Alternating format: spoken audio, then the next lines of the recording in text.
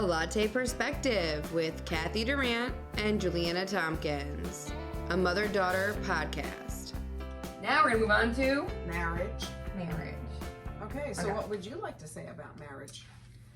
what I really want to say or what I should say. There's so much about marriage. In the sense of like, there's just so much in the world right now that goes on with marriage. I think that it's rough to grow up in my time because it's almost encouraged to not stay faithful in a marriage. It's almost encouraged to, if something gets tough, to run away, to end it, to just say, hey, and irreconcilable differences, and things like that. I mean, my marriage isn't perfect. We have our issues. But at the end of the day, it's like, okay, he doesn't beat me. He's not emotionally abusive. He's not mentally or physically abusive. He's a good guy. He takes care of us. He takes care of the kids. Are there things that he does that bug the crap out of me? Heck yeah. But is it worth getting a divorce? No, it's not. It's worth dealing with it at the end of the day and talking and communicating and, things like that. But I think a lot of people let it fester. They don't communicate and then it gets to a point where it's like, oh, well, we're over, we're done.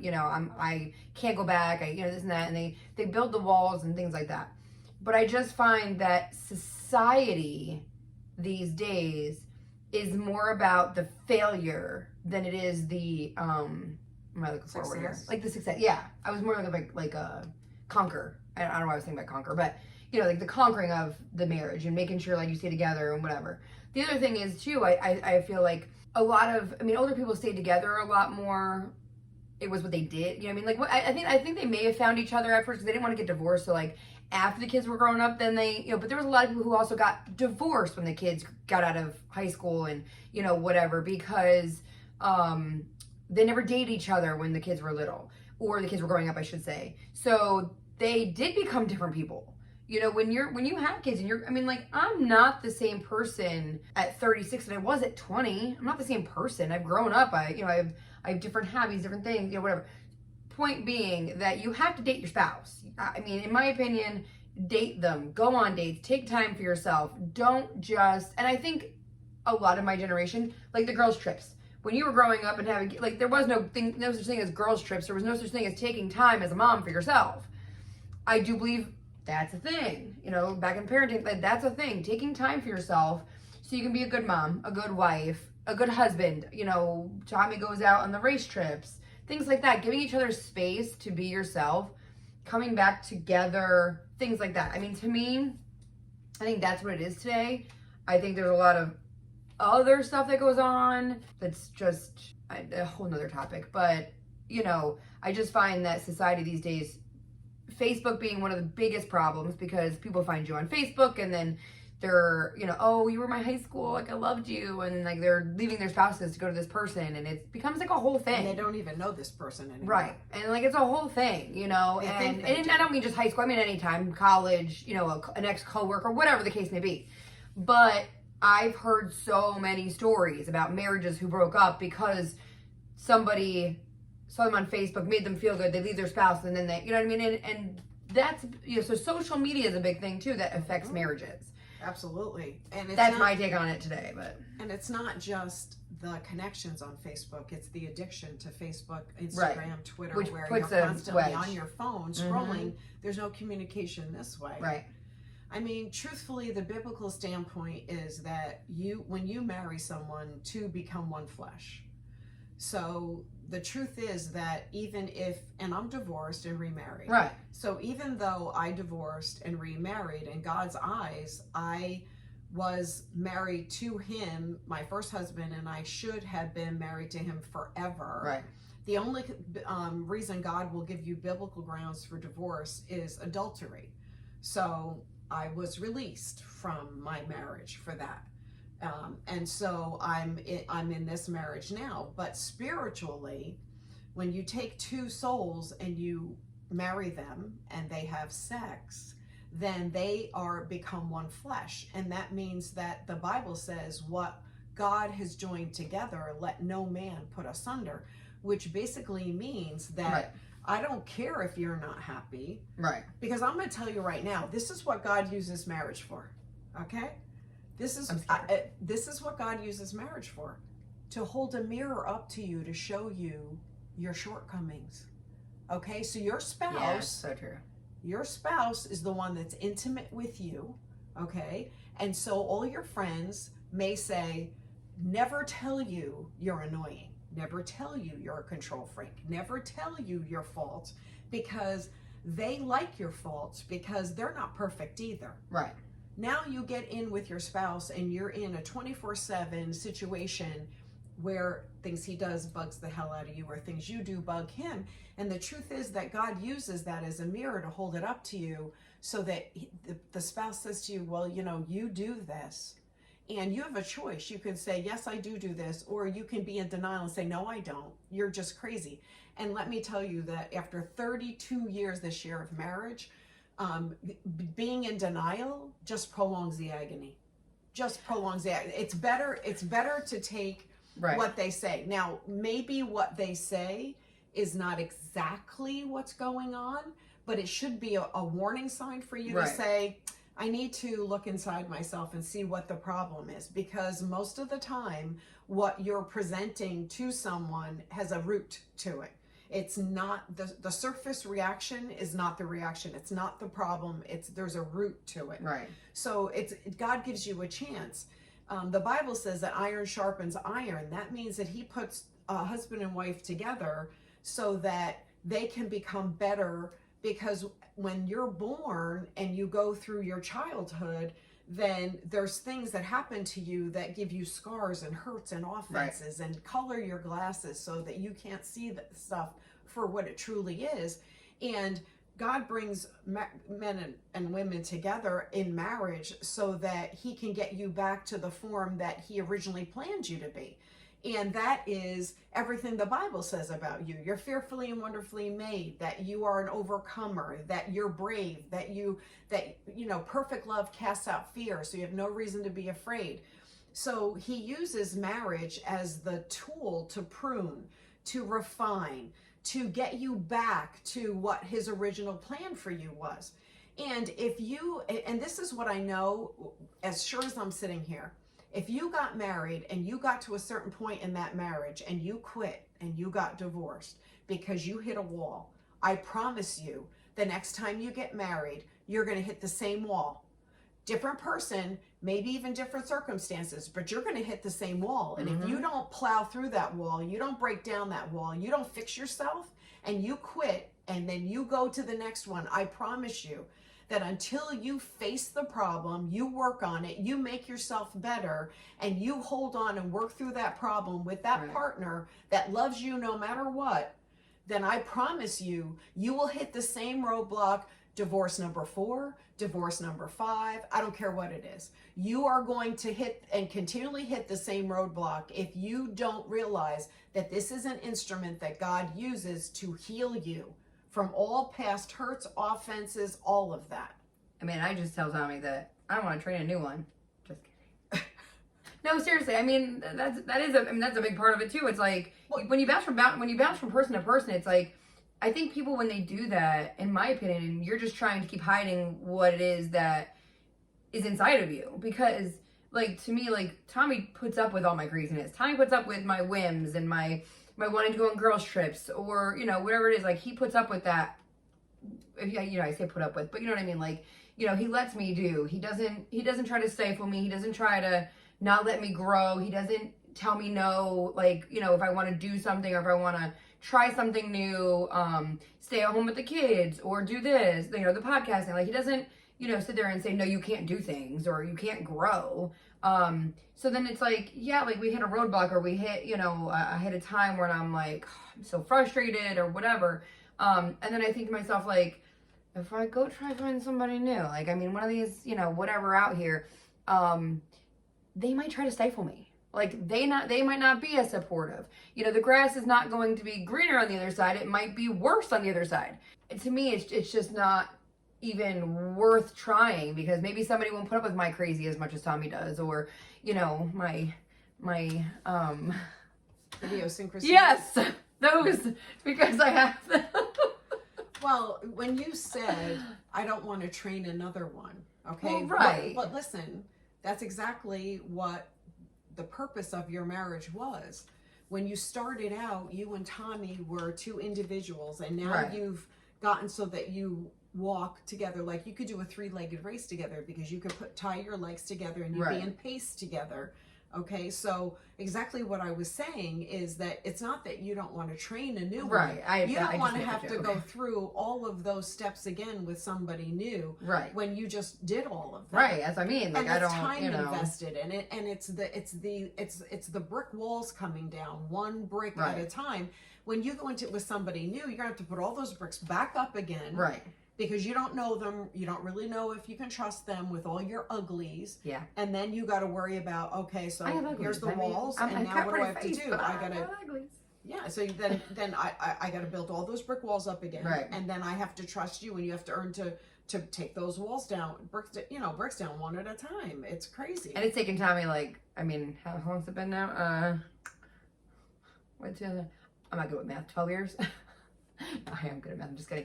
It's been like 12 years. You know what I mean? And there's still some brick walls and walls that are up. And it takes time. So, And I'm yeah. here, and we're together 34 years, married 32. And I can honestly tell you that I think we're finally down to the last row of bricks. Oh my God, that doesn't. And She's not giving me anything good here. But, no. My goodness. But the truth is that you I had was two hoping like very a year I'd be stubborn good. personalities who didn't necessarily think there was anything wrong or anything left to change. So I you think have to be everybody is stubborn. open. I'm coming to the conclusion. I think everybody is stubborn. I don't care. I think it's Well, everybody. I think in our own ways. we're set in our comfort. Yes. Well, I that's think true that too. has a lot to do with it. We're That's set true, too. in our comfort. Yeah. So Okay, so I thought this would be a good time to move on, because we are talking about my idiosyncrasies and all that stuff. Which, we're which gonna when it comes to sex, I have a lot transition of. So we're going to transition right into sex. And Yeah. we're talking about idiosyncrasies, and we're going to transition right into sex. So, but we're talking about sex in this day and age and all that stuff. I think one of the biggest, I mean, I don't want to say biggest changes, but I know I can't even say it's a change, but I guess one of the worldviews is that, you know, people have open marriages. You know, Tommy and I were watching a show, I don't even know, but there was a thing about open relationships. And the girl came back and was like trying to tell the partner about it. And I'm looking at him like, heck no. For one, no open relationships, because I am jealous. You're not like I'm not jealous in the sense of if we're at a bar and some girl looks at him, no. But I don't want somebody, I don't share. I am not a sharer, okay? So I don't want my husband to be with somebody else, let alone me hear about it. I could not deal with that. I don't know how in today's day, you know, and then of course his comeback is, there are people that watch it. No. Idiosyncrasy, no. For one, you're not going to watch me. For two, I don't want to watch that. No. So I don't really understand how that goes today's, you know, the way that things are today with so open and fluid of sex, boggles my mind. It really does, because, and I've said this to Tommy, you know, on plenty of occasions. For one, I would never cheat. Family history of stuff, I would never cheat. If I'm going to leave you, I'm just going to leave you. And then, you know, if I find somebody or something happens or whatever the case may be, or I want that I'm just going to leave you. Then I will take some time for myself and then go. I'm not going to cheat on you and be with that person, because for one, I'm not going to hurt somebody like that. And for two, sex is not that fluid to me. I'm a very emotional person. It's an emotional connection. It's, you know, it's the way that I am. Women. So, like right now I'm upset with Tommy, so he ain't getting none, but I'm just getting, you know, just saying. But I mean, that's the way that I am. Like if I'm upset, That's most women. you know what I mean? If I'm upset, then that's the way it's gonna be. You know what I mean? And until we rectify the situation, you know, whereas a month ago we were very Active. active, you know. for quite a little bit there. You know what I mean? We were very active, and things were going really well. And actually, I will tell you, it's because we got back from vacation. My house was a hot mess, and it just went down from there. So, but that was a part of it. But again, that makes me stressed out, and then I have to catch up on things, and then and then whatever. And again, I mean, moms do get tired, and moms are, when moms are going all day long and they're stressed out and the kids are bugging them, like my kids were all sick all week. And, so I'm like, psh, it's like, don't touch me, don't come near me, we're good, So back to the worldview. I got off on a tangent, I'm sorry. Back to worldview. I just don't understand the fluidity of sex partners and how things are. I always believed in the sanctity of marriage with sex. Yes, there was people before my husband, but when you're trying, I guess, again, in today's day and age, when you're trying to find somebody with my generation, it was almost like expected. Like, that was like the first thing you had to make sure you had was chemistry in the bed. And now I feel like that is like not the first thing you need to find out. That is not the first thing you need to find out. No kidding. Okay? Because I can tell you right now, you can have chemistry in bed all day long. But if you can't stand their personality, if you can't stand that they leave the toilet seat up, the dishes in the sink, if you're not friends first, things like that, like, yeah, you're gonna get divorced because if you can't stand certain parts about them, but you have really good chemistry in bed, that's not gonna last. I'm sorry, because once you have kids and things like that, all the things you can't stand about them are the things you're left with because you're stressed out not having sex at the moment anyway. So all those things you're left with. And now, what do you do with that? And that's, again, people getting divorced because they can't stand the person because they only went on the sexual content of their relationship. And that is not okay. I mean, whatever, but.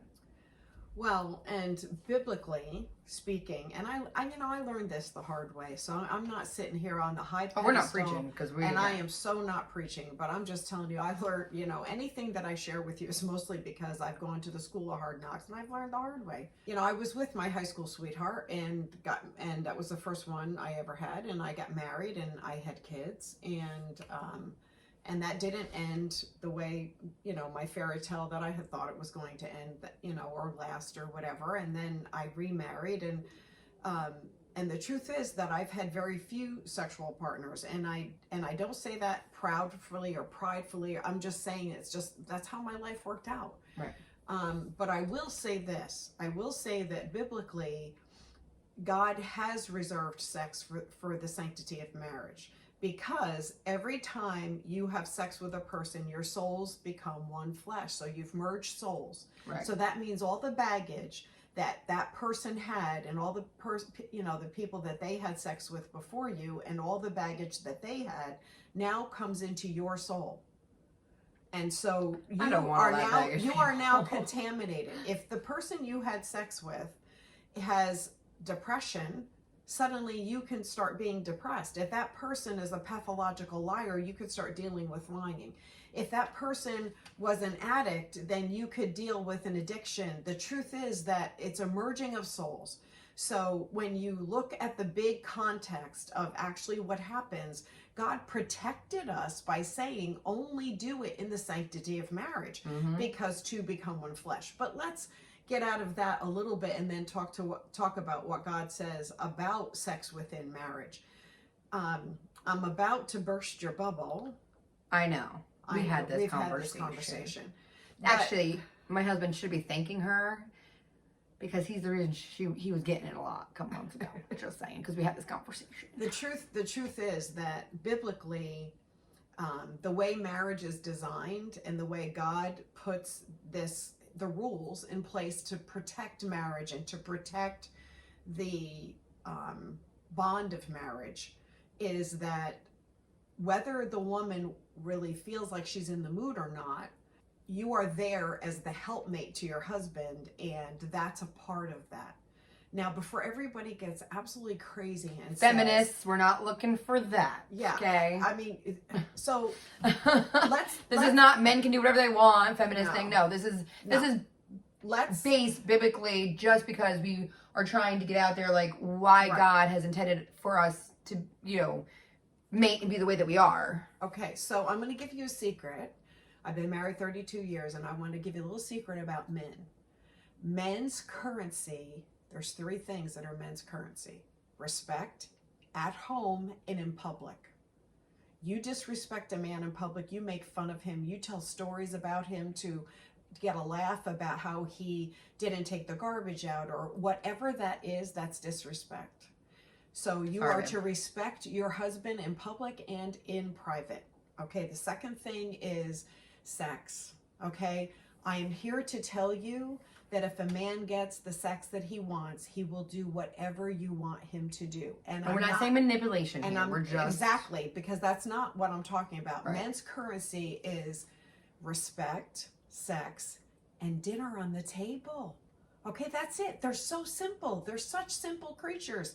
Women's currency is financial stability, love, emotional love, and feeling safe and secure. So it's financial security, but it's also emotional security. Right. So how does that all play out? It plays out that you get into this catch-22 crazy cycle, because women will say, I'm not giving it to you because you don't act like you love me. That's right. And right the now. truth is that men know you love them.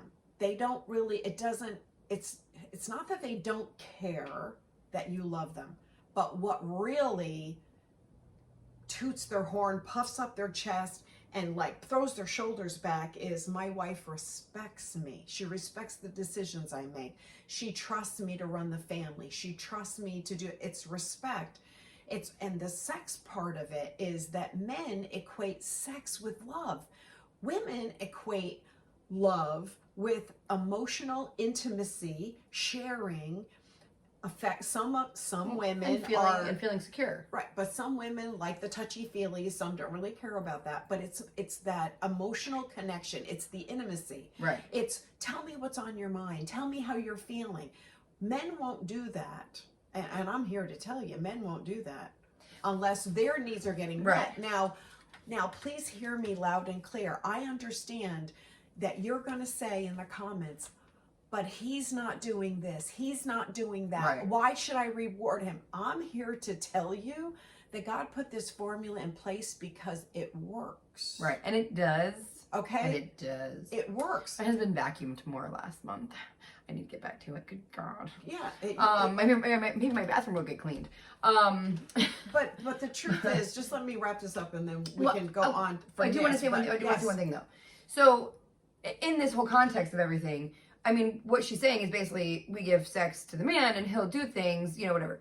If you're willing to give it up outside of marriage to any guy that floats your boat, and I mean, I knew girls in college who were all the time. So if you're willing to give it up that much to men who you don't marry or you don't have relationships with or whatever, why can't you be that willing to give it up to the one who is sharing life with you and who is taking the time and staying there and, whatever. And again, if it makes your life easier, then why not? You know what I mean? Like, and again, I'm not saying manipulation. When I say that I'm going to give him sex so he can clean the bathroom, I'm joking. However, again, because I was meeting his needs more, he listened to my needs more. Yes. And he felt the need to. Yes. He felt that he wanted to please me and get and meet my needs because I was meeting his. Yes. And that's the whole point. Not manipulation. It's not about that. No, it's about meeting each other's needs. And when his are met, then yours get met. And so sometimes you just say, hey, and you just let him do his business, whatever. But it happens. Okay. Well, it doesn't have to be a business transaction. Bad. It doesn't need to be a That's business so bad. transaction. That's not really what I mean. But you know what I mean. But here's the deal, and I tell you That's this so from bad. the bottom of my heart. You can stand on your principles all you want, but would you rather be right or would you rather be happy? Because the truth is that you can stand soapbox alone. You can stand on your principles that he's not doing what I want him to do, and I need him to do, so I'm not doing that. And you know what? You will be lonely. Your marriage, you will grow apart in your marriage. You will lose all communication from him. He will go into his cave permanently, and he will never come out until the divorce papers are signed. And I am not lying to you. The truth is that somebody has to break the crazy cycle. Someone has to be the better person, the higher person, the lower person, because actually what you're doing is you're becoming the lower person because you're serving him and serving his needs. I'm here to tell you that if you do that, he feels such shoulders back, chest puffed up. My wife desires me. Then he is open. His ears are open. His heart is open to share those things with you that will make you feel safe and secure and loved. And I'm just saying that you can stand on your principles all you want, but you're either going to be right or you're going to be happy. It can't be both. And again, when you're trying to be right, you're pretty much just standing there by yourself. Mm-hmm. I mean, who wants to be alone? Nobody in this world wants to be alone. Because Right. at the end of the day, no matter what you believe, no matter who you love, no matter all the other stuff going on in the world, you know, I don't want to be alone. I don't want to go to bed alone. I don't want to live this life alone because we weren't meant to live it alone. And, you know, and I will say straight up, like, if I didn't have my husband to help me with the kids or to take that 5-minute break or whatever the case may be, you know, I'd be way more stressed out, way more, you know, I don't think anybody wants to actually be alone. So why not just concede a little bit? Perfect example is my daughter in the car, like trying to teach her how to concede a little bit, because we got into this argument. I know this is off topic, but it's kind of like the same thing, like being right or being happy, because she got very upset. So we were in the car and she said, I can't believe you've been living here almost 3 years. Honey, I ain't been 2 yet. But, and she went on and on about how it's almost 3. I'm like, it can't be almost 3 if it hasn't even hit 2 yet. But you don't understand that this went on for And Brindley, 15 minutes. Brindley won't be 2 until Exactly. next week. Exactly. So I said, well, what, you know, so it's like saying Brindley's going on 3 instead of 2 just because she's, you know, and I'm like, and she went on and on. And finally I was like, you're done talking. Because she had to be right. She had to make sure she was right instead of just shutting up to be happy. And that's kind of like what it's like. It's like, and she's only 8 and I'm trying to teach her, stop talking because you don't always have to try and be right. Just be happy. Just stop talking and be happy, because there's been plenty of times I open my mouth and it makes me a lot happier because I don't have to open my mouth and, you know, whatever. Right. But that's my point. Like, Mm-hmm. but anyway. Well, we hope you enjoyed your sex and marriage talk. Yes. We know we always enjoy talking about sex, and marriage. Oh no, marriage too. Sorry. Okay. So just join us next time for our next podcast, Which is going to be on social media in And- today's day. and in biblical times. I mean, yeah. You'd be surprised. So we're You'd just be gonna talk. surprised. We're going to talk about how social media has really affected us in, you know, the world and how it's changed everything. And then what biblical times had that was the same. And very different. Guys, please comment, share. Yes. Get the word If out you like there. seeing us. Get the word out there. And if you think it's worthwhile, we want to also talk about the topics that you want. So please put it in the comments. Yes. And we will be happy to talk about the topics you want to talk about. And we know we kind of we had some issues with scheduling and stuff, so we only got one done in May. But now we are back on track, and you will see us a lot over the summer. We will be recording all the time. 2 weeks, because we're going to be recording every other Tuesday, 2 episodes, so that if something happens during the summer where we go on vacation, We're ahead of time. we're on schedule. We're gonna be like professionals. But Jewel got laryngitis. She had it for Yeah. over 3 weeks, and then the kids got sick. So we're behind, but we promise that It won't happen again. we're committed. And Can I you don't believe mean mentally committed. I But anyway. mean. Okay, so we are signing off. Thank you for tuning in to A Latte Perspective.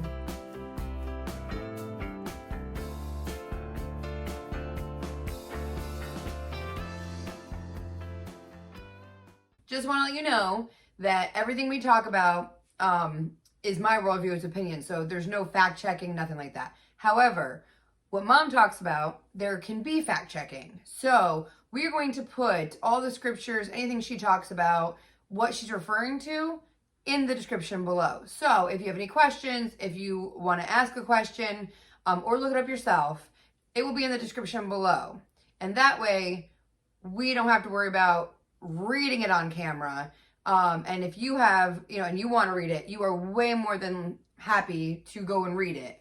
But we just don't want to spend all of our time reading something that you guys can refer to.